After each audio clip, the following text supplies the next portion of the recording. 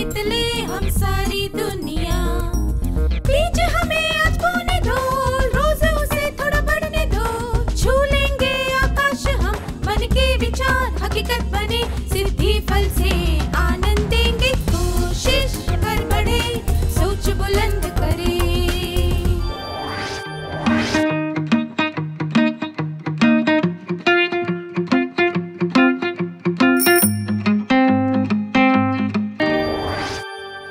नमस्ते छात्रों, आप सबको देखकर खुशी हुई। पिछले सत्र में हमने सीखा था कि महत्वपूर्ण और अविलंब्य कार्यों की तालिका में हमें अपने काम किस खंड में रखने चाहिए और किन कामों को प्राथमिकता देनी चाहिए। अब हम समय का सदुपयोग करने से संबंधित कुछ महत्वपूर्ण चीज़ों के बारे में सीखेंगे। आइए पहले यामिनी का उदाहरण लेते हैं। यामिनी एक कॉलेज में पढ़ती है और उसके माता पिता काम पर जाते हैं। वे तीनों साथ मिलकर घर का काम करते हैं। यामिनी हमेशा कॉलेज जाने से पहले अपने हिस्से का काम खत्म करना चाहती है, पर वह ऐसा कभी नहीं कर पाती। वह हमेशा किसी न किसी काम में उलझी रहती है और कॉलेज जाने से पहले वह घर लौटने के बाद भी बहुत व्यस्त रहती है। इस वजह से कभी कभी वह अपने हिस्से के काम करना भूल जाती है और उसे वे काम अगले दिन करने पड़ते हैं। परिणाम स्वरूप वह कभी भी कोई पुस्तक नहीं पढ़ पाती है, ना ही कोई रचनात्मक लेख भी नहीं लिख पाती है, जो कि उसे बेहद पसंद है। क्या समय ना मिलने की वजह से कभी ऐसा हुआ है कि आप कोई काम ना कर पाए हो? क्या आपके साथ कभी ऐसा अनुभव हुआ है? क्या आप इसके बारे में सबको बताना चाहेंगे?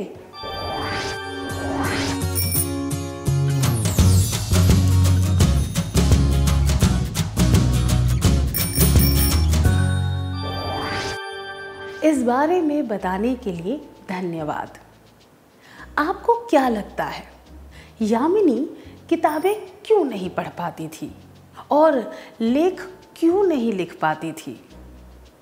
यामिनी को पता था कि वह क्या करना चाहती है, पर उसे यह नहीं मालूम था कि वह ये काम कैसे करेगी।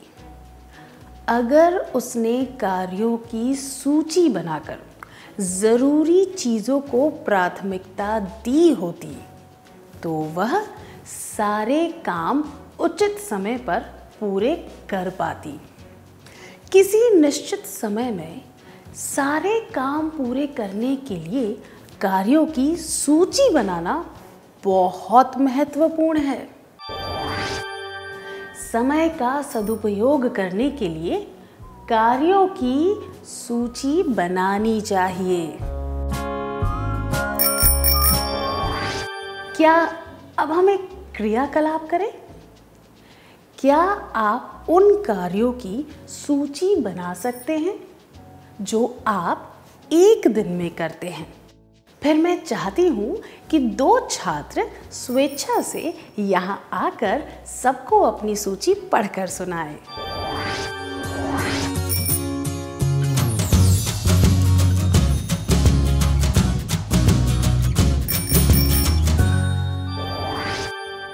धन्यवाद।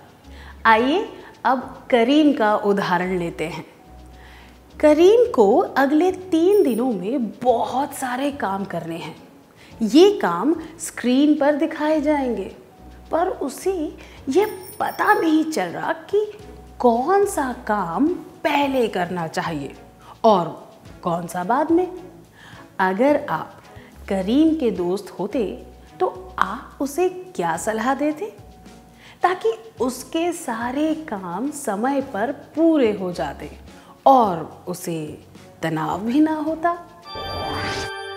करीम के काम पिता की यात्रा के लिए टिकट बुक करना, स्कूल की ड्रेस धोना, साइकिल ठीक करवाना, घर में साफ सफाई करना, सब्जियां खरीदना, बिजली का बिल भरना, पुस्तकालय की किताबें लौटाना, माँ का मोबाइल फोन रिचार्ज करवाना।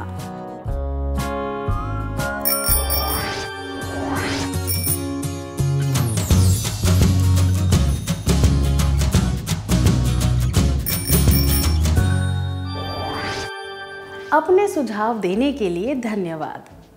करीम ने अपने सारे कार्यों की सूची बनाई है, पर उसे ये काम सही क्रम में लगाने होंगे ताकि वह ये काम उचित समय पर पूरे कर सके। करीम की सूची जिसे क्रम में लगाया गया है। एक नमूना, घर में साफ सफाई करना, स्कूल की ड्रेस धोना, साइकिल ठीक करवाना, सब्जियां खरीदना, पिता की यात्रा के लिए टिकट बुक करना, बिजली का बिल भरना, पुस्तकालय की किताबें लौटाना, माँ का मोबाइल फोन रिचार्ज करवाना। उदाहरण के लिए वह सुबह अपने घर में साफ सफाई कर सकता है, फिर अपनी स्कूल की ड्रेस धो सकता है और उसे धूप में सुखाने डाल सकता है। इसके बाद वह साइकिल ठीक करवा सकता है और साइकिल पर बैठकर सब्जियां खरीदने जा सकता है। वह ये सब काम सुबह 10 बजे तक पूरे कर सकता है। इसके बाद वह अपने पिता की टिकट बुक करने जा सकता है ताकि उसमें देर ना हो जाए। फिर घर लौटते समय वह बिजली का बिल भर सकता है, पुस्तकालय की किताबें लौटा सकता है और अपनी माँ का मोबाइल रिचार्ज करवा सकता है। यह केवल एक उदाहरण है। वह इन कार्यों के क्रम में बदलाव ला सकता है। जैसे कि अगर रास्ते में पुस्तकालय पहले आता है तो वह पुस्तकालय का काम करने के बाद टिकट बुक करने जा सकता है, इत्यादि। ज़रूरी बात यह है कि उसे इन सब बातों को ध्यान में रखते हुए प्राथमिकता के अनुसार अपने काम करने चाहिए। संक्षिप्त में कहें तो हमें महत्वपूर्णता और अविलंबिता को ध्यान में रखते हुए कामों का क्रम बनाना चाहिए। समय का सदुपयोग करने के लिए कार्य की सूची बनानी चाहिए, कार्यों को सही क्रम में लगाना चाहिए। अब एक क्रियाकलाप का समय है। पिछले क्रियाकलाप में आपने प्राथमिकता को ध्यान में रखते हुए कार्यों का क्रम बनाया। अब आप उन्हें समय या तिथि के अनुसार क्रम में लगा सकते हैं। मतलब कि आपको यह बताना है कि कौन सा काम किस समय करना है।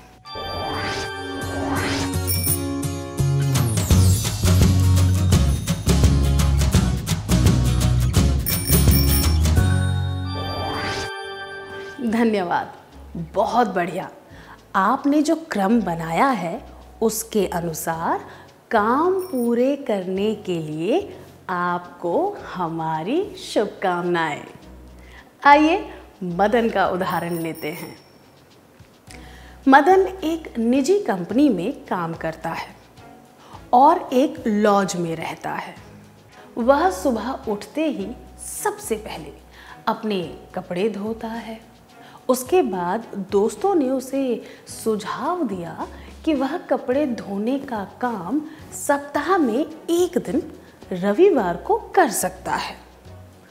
उसने वह सुझाव मान लिया और गंदे कपड़े अलग करके रखने लगा।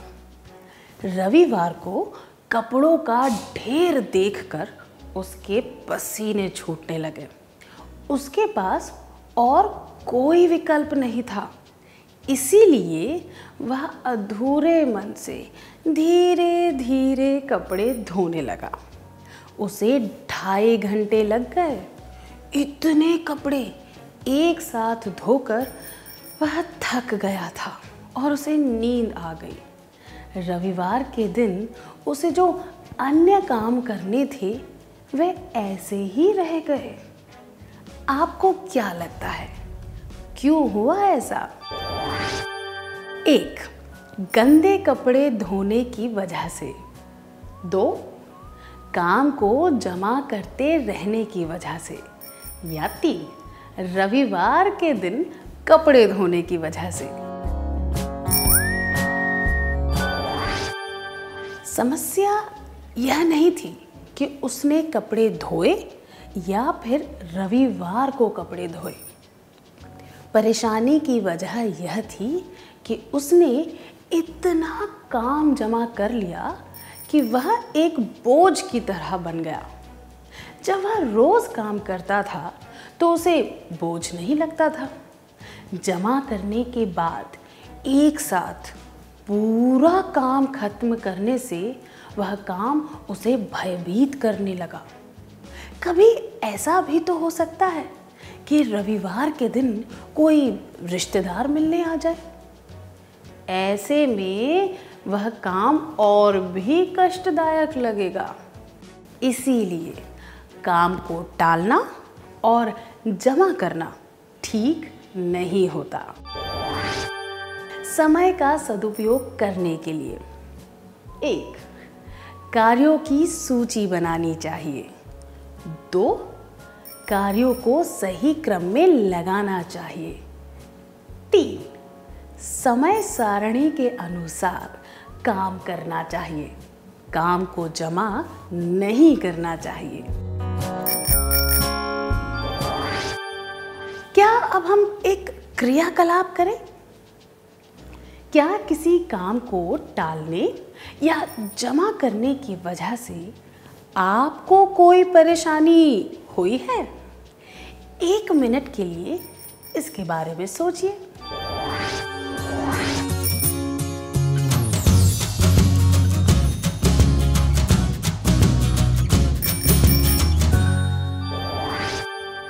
हमें यह सोचना चाहिए कि काम जमा करना बेहतर होगा या फिर उसे थोड़ा थोड़ा करके नियमित रूप से करते रहना ज़्यादा अच्छा होगा।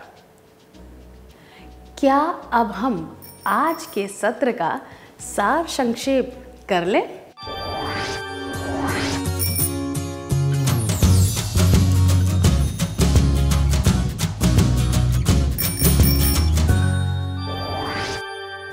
समय का सदुपयोग करने के लिए 1. कार्यों की सूची बनानी चाहिए। 2. कार्यों को सही क्रम में लगाना चाहिए। 3. समय सारणी के अनुसार काम करना चाहिए। काम को जमा नहीं करना चाहिए। अच्छी तरह सार संक्षेप करने के लिए धन्यवाद। क्या अब हम थोड़ा गृह कार्य लिख लें ताकि ये बातें हमें अच्छी तरह याद रहें।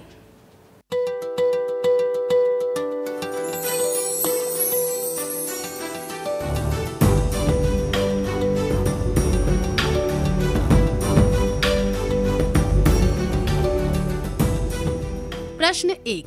कला की एक प्रदर्शनी के लिए आपको सप्ताह के अंत में बहुत सारे काम करने हैं। इन कामों को अच्छी तरह पूरा करने के लिए आप क्या करेंगे? जवाब 1. मैं हैरान होकर सोचता या सोचती रहूंगी या रहूंगा कि कहां से शुरू करूं। 2.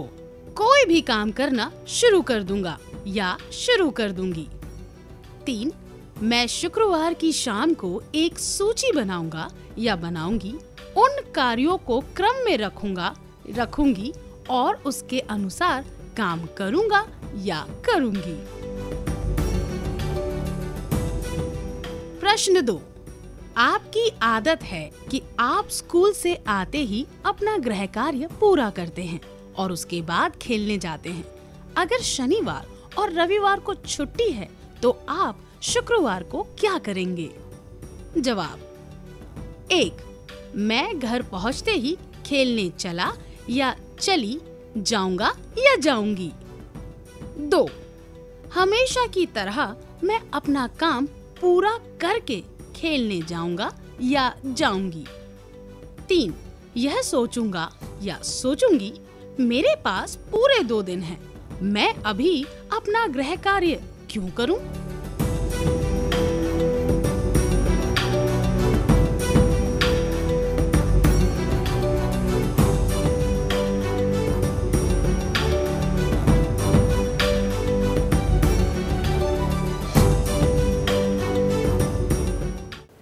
क्या आप अगली बार आने से पहले यह कार्य पूरा करके लाएंगे?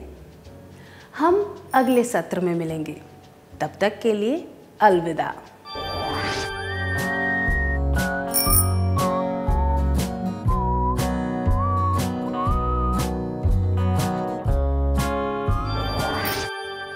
नमस्ते छात्रों, मुझे यकीन है कि आपने गृह कार्य पूरा कर लिया होगा। क्या हम जवाबों के बारे में चर्चा करें?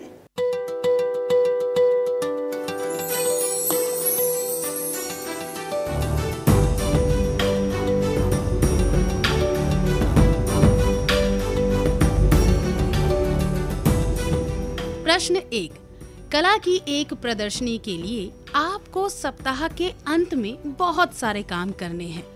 इन कामों को अच्छी तरह पूरा करने के लिए आप क्या करेंगे? यह जवाब मैं हैरान होकर यह सोचता या सोचती रहूंगा या रहूंगी कि कहां से शुरू करूं अनुचित है। हैरान होकर सोचने से कुछ भी हासिल नहीं होगा, बल्कि आपका समय बर्बाद होगा। यह जवाब कोई भी काम करना शुरू कर दूंगा या कर दूंगी अनुचित है। जब बहुत सारे काम करने हो तब यह तरीका सही नहीं है। इससे भी आपका समय बर्बाद हो सकता है।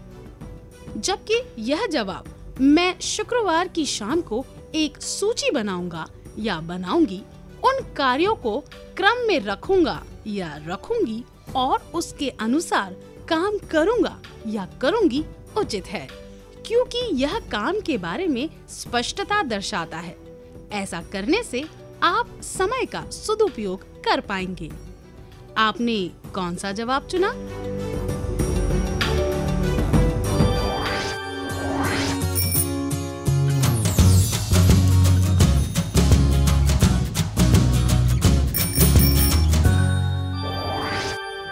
प्रश्न 2. आपकी आदत है कि आप स्कूल से आते ही अपना गृह कार्य पूरा करते हैं और उसके बाद खेलने जाते हैं। अगर शनिवार और रविवार को छुट्टी है तो आप शुक्रवार को क्या करेंगे? ये जवाब मैं घर पहुंचते ही खेलने चला जाऊंगा या चली जाऊंगी और यह सोचूंगा या सोचूंगी कि मेरे पास पूरे 2 दिन हैं, मैं अभी अपना गृह कार्य क्यों करूं?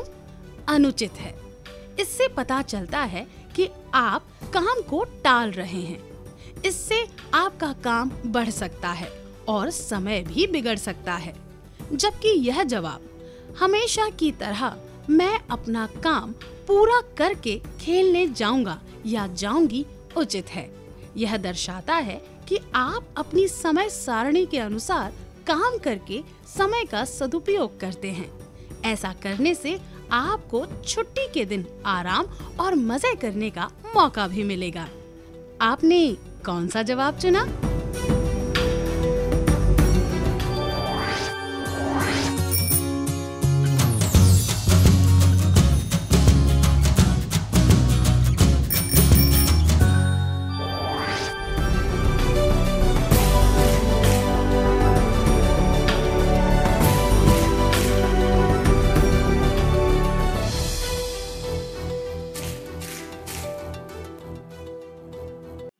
जिन विद्यार्थियों के सारे जवाब सही थे उन्हें बधाई हो। क्या अब हम अगला सत्र शुरू करें?